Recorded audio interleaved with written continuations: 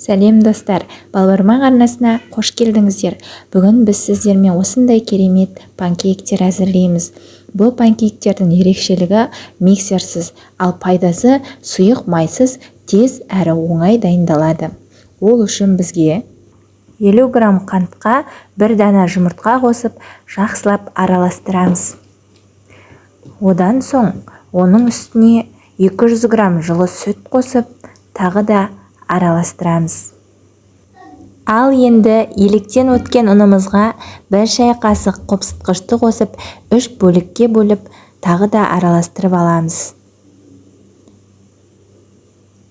Барлық ұнды қосқан соң, оған 50 грамм ерітілген сары майды қосып, тағы да жақсылап араластырыңыздар.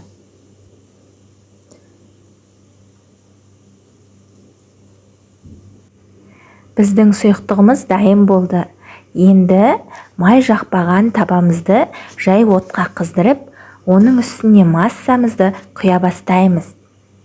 Міне дәл осылай тесіктері пайда болғанда, екінші бетіне жәймендеп аударамыз.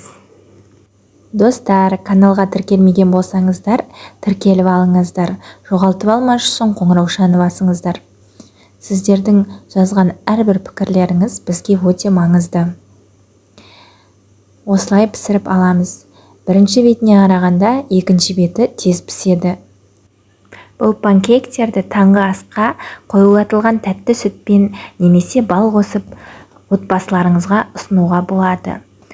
Астарыңыз дәмді болсын.